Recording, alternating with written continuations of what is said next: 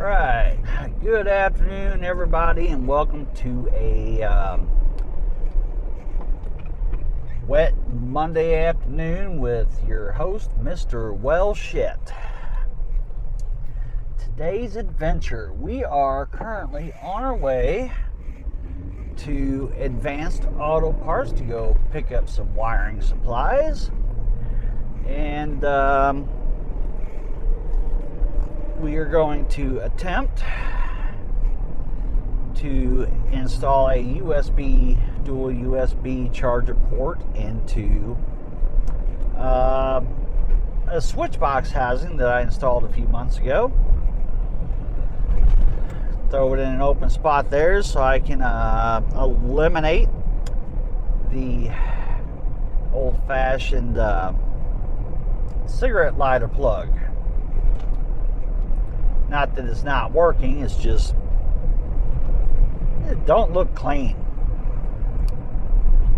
So we're going to try to get rid of that. And that will also, free up another charging spot for me, and if and when I need it. So that.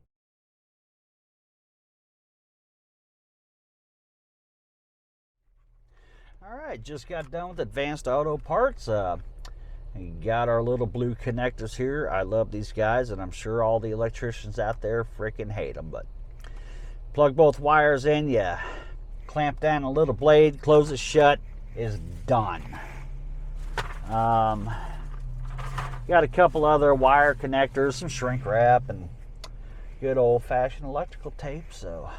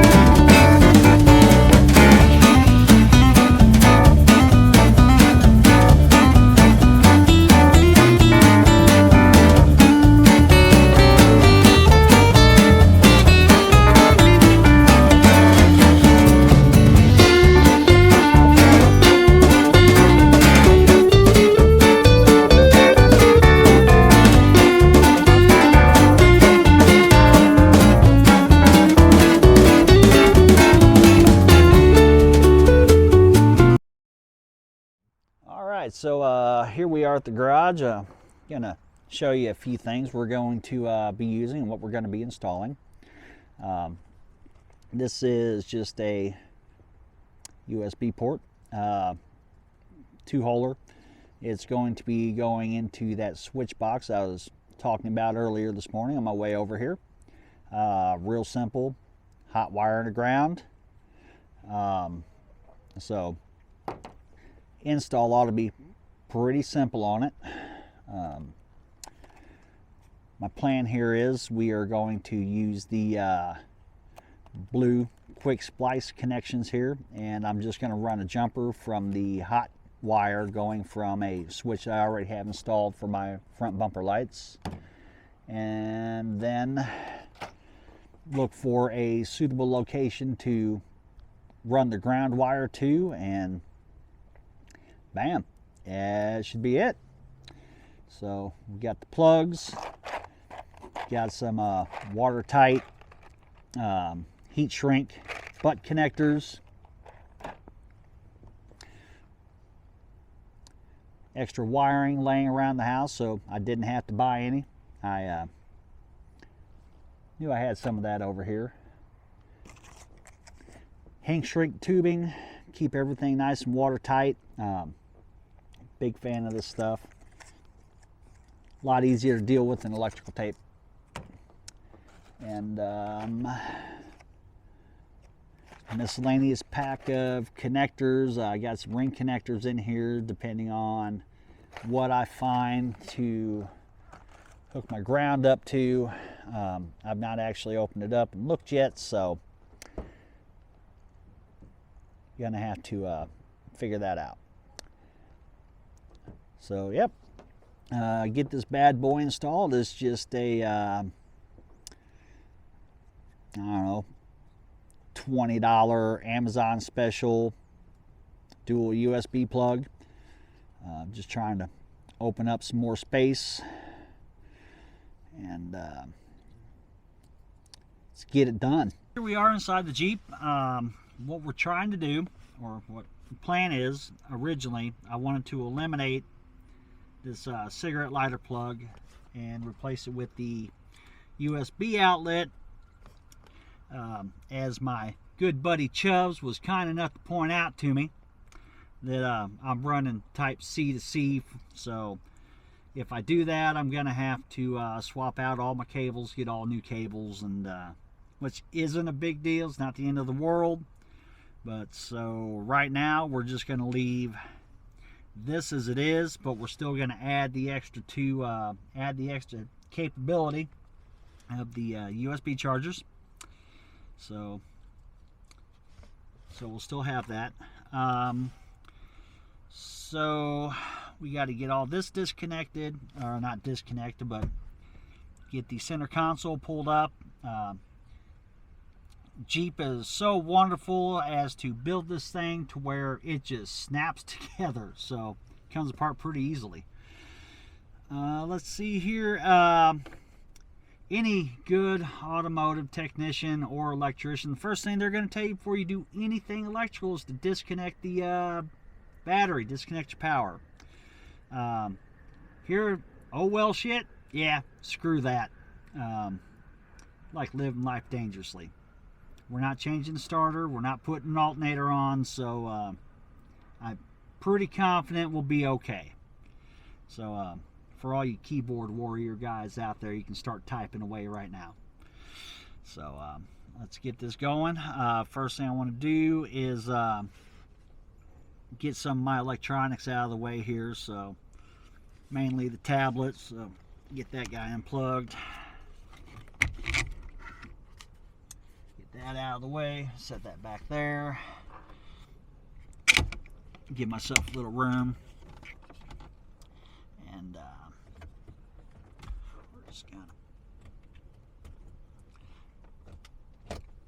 getting stuff out of the way. And then, so over here, I've used these 3M command strips just to kind of hold wires in place so they don't get hung up on somebody's foot or something. Start pulling stuff out.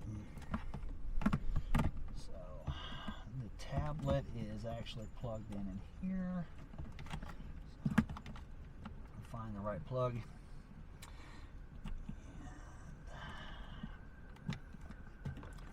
There we go.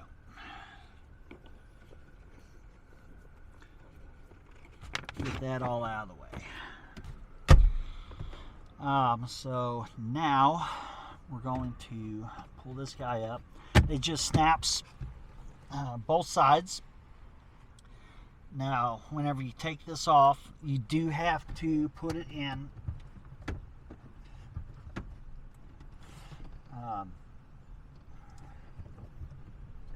four-wheel, which this might get a little sketchy.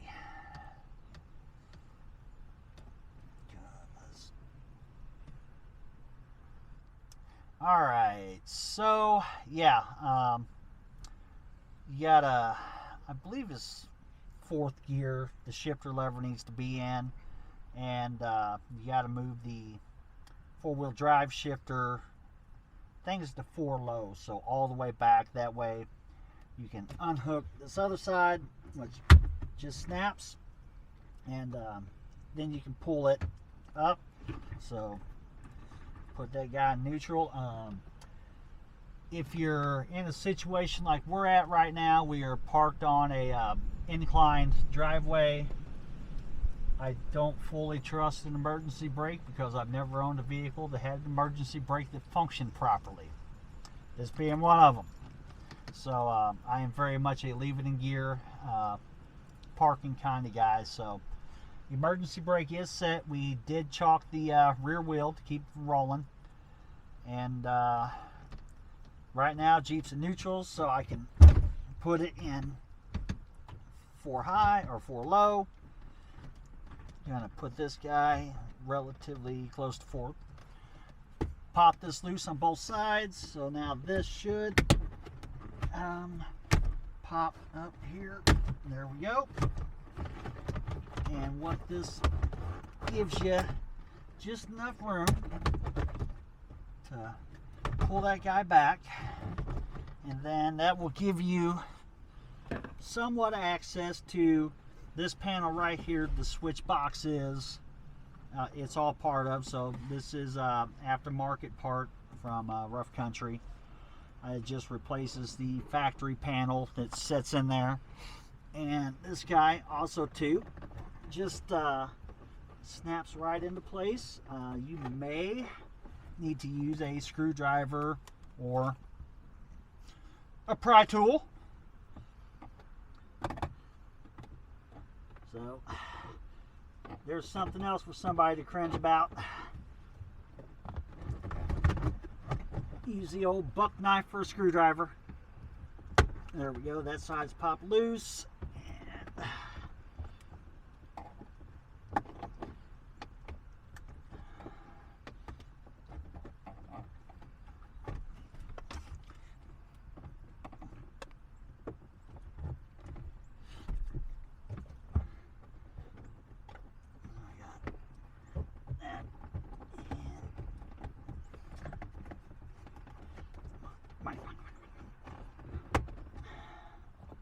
And there's the other clip.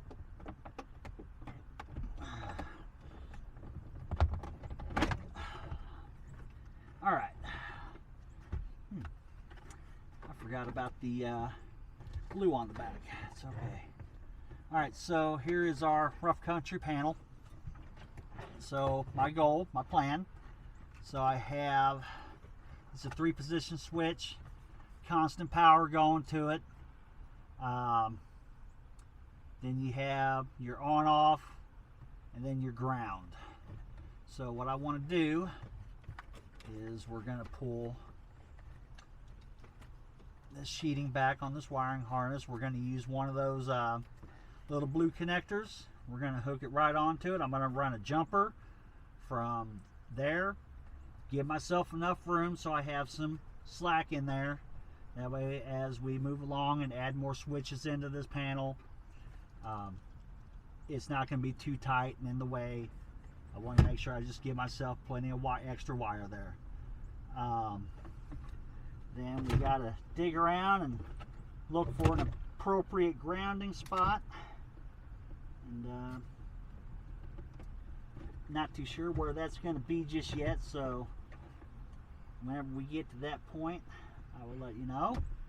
So first thing we're going to have to do is we got to cut one of these sections out, and then the new switch is just going to pop. All right, so where we're at right now, so we got all this part, right? So we got our hole cut out in our switch panel to accommodate our new plug. It's going to slide right in there. It snaps into place. So we're going to do that. We have our wires already pre-prepped with our connections on them. So I'd mentioned the ground, so we found our grounding spot. We are going to ground. There's a lug right here bolted to the frame. It's a 10mm nut. So we'll pop that guy off and we'll put our ground there. We're going to run it underneath here. There's a few wires up underneath here. We'll just zip tie it, run it all the way across, keep it nice and tucked away. And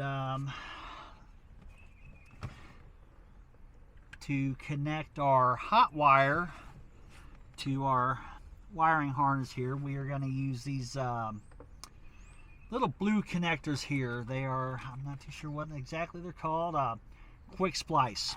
connectors, and what they are is you stick one wire in on one side, and then your hot wire you're wanting to connect to passes through this other side, and then you squeeze down this blade and it cuts through the insulation on both wires, making the connection between the two. And electricians and mechanics probably hate them, but for people like me and most normal people, it is the quickest, simplest, easiest way to do it, and it works. So that's what we're gonna do. So first thing, we're gonna go ahead and pop our, I think what I'm gonna do first is I'll actually go ahead and hook my wires up. So on the back of the plug, on this particular one, I can't speak for any of the other ones, but it is marked for your positive and your ground. So our positive's going to be here, our ground's going to be there. So normally we don't give a rat's ass about color coding our wires, all right? I mean, it's how we roll here at Old Shit, or Well Shit. We're going to hook that one on. Got my ground here. I'm going to go ahead and slide that one on. The plug, it actually came with the blade connectors, so all I had to do was hook them up. Make sure that you remember to put it through the hole. Just easier to hook it up while it's here than get her inside the box there, and it's all tight and can't really get it in there. So this guy's going to sit here, and you know, want to make sure you just orientate it the right direction. You know, not that it's going to affect any of the way the outlet operates, but if you're OCD, it'll probably bug the bejesus out of you if you put it in and all the writing's upside down. So this guy's just going to snap into that hole that we'd cut out. And it'll be a good solid click whenever you get it all the way in there. And that is snapped in place. And then on the back side, you have your plug. Got your positive, got your negative. So on the positive side, so we have already added some lights onto this vehicle a few months ago, so I already know that the white wire is my constant hot wire for my lights. So I'm going to use that little butt connector, or this splice connector, and I'm just going to tap right in that constant power. So what that's actually going to do for me too is this plug-in is now going to be under constant power, so if you need to charge and something and don't want to run the vehicle, you don't have to. So it's always kind of nice to have a constant hot wire. So and so that one's going to pass through. Just put it right through the clip right there. And on this side, you're going to put your connecting wire in, and on the back side, it's plugged on the back side, so you don't even have to trim the wire. All you got to do is cut it, and you're going to slide it in there, just all the way in, let it bottom out, and then all you do is take you a pair of pliers, and it is a little easier when you don't have a bunch of wires all in one. So I'm just trying to be careful not to smash anything, because I'm not a big fan of doing wiring. Not that it's difficult, but it's just sometimes a pain in the butt. And there we go. We have our connection. And then, so that cuts through the sheeting on both wires. And then you're just jumping your connection from this one to this one with that little metal clip. These are, you can reuse these parts, these connectors. It's probably one of the only wire connectors you could probably actually reuse. Should you reuse wire connectors? Yeah, probably not. But if you need one and don't feel like going anywhere, yeah, you can reuse it. I've done it lots of times. So then just close this little cap right over the top of it, and then that covers up the connection. So you have nothing there. So before I go and snap all this together, I know where my ground's going to be. I have that hot wire connected, and I'm got to remember where I put my keys at. I'm just going to make contact with the ground side here, and I want to make sure that that all lights up and has power to it before I take the time to put it all together and close everything all up. So actually, I'm sorry, in theory I shouldn't even have to turn the key on, because that is supposed to be under constant power. So let's see what we got. Alright,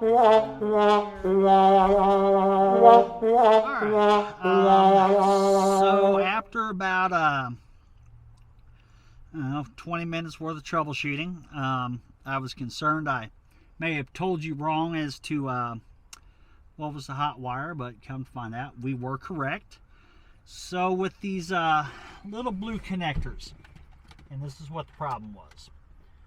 Whenever you go to squeeze this blade down, what happened was I squeezed it down, but I didn't squeeze it all the way on the hot wire side. So what happened is it didn't cut all the way through the sheeting, and it wasn't making any connection. The ground was good, so it was the connector. We took it off, figured out what was going on with it, squeezed it down, and now we have power to our USB port.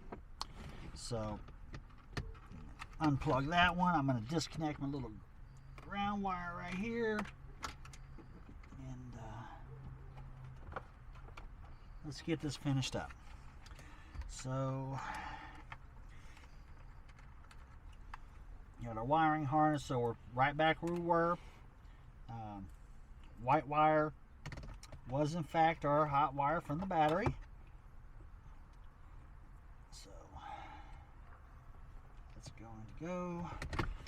Plug that guy in.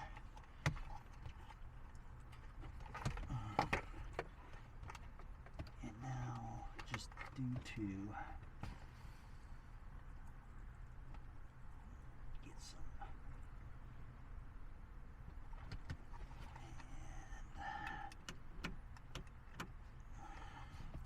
Alright, then our blue wire was next. Goes on the center plug. Check. Let me double check. So, if you have not done anything like this before in the past, I have definitely learned the hard way. Take a picture. It'll save you a lot of headache. So, got a picture of my plug there. So I got my white, my blue in the center, and then my black is my ground at the very top. So very, very helpful, useful information. Back in the day, and we didn't have that luxury back in the day. Had to figure that out, and a smart person back then, they'd write that shit down, but never claimed to be smart.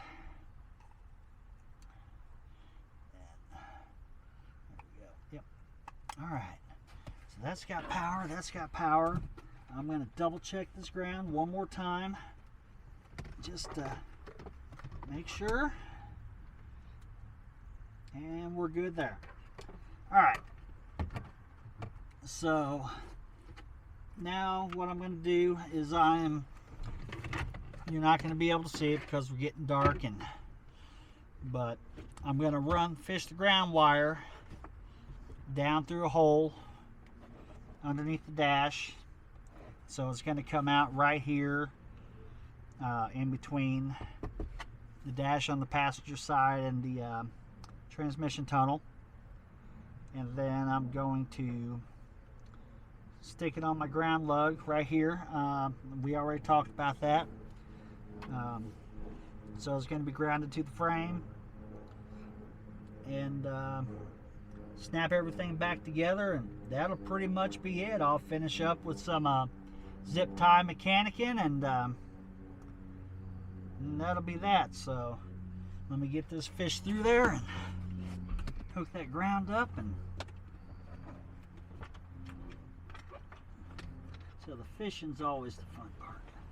It's the reason why I'm not a big fan of fishing. I have the patience for it.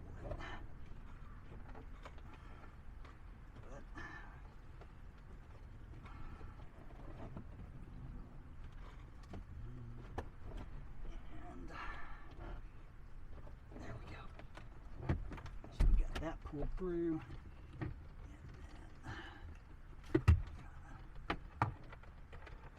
Alright, so there's my wire that I want to go around. My ground wire is already pretty much where I want it, so I'm gonna get this guy started. Alright, so now I can slide the zip tie around wherever I want it and cinch that bad boy down, and